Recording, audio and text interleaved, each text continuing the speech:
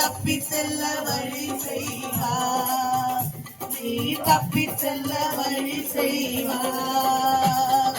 கலகிடவே வேண்டாம், கலகிடவே வேண்டாம்.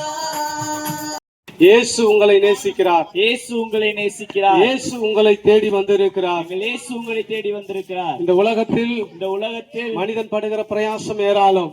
மனிதன் படுகிற பிரயாசம் ஏராளம். ஏதேதோ எங்கெங்கோ சென்று செய்து கொண்டிருக்கிறான். ஏதேதோ எங்கெங்கோ சென்று செய்து கொண்டிருக்கிறான். ஆனால் இயேசுவோ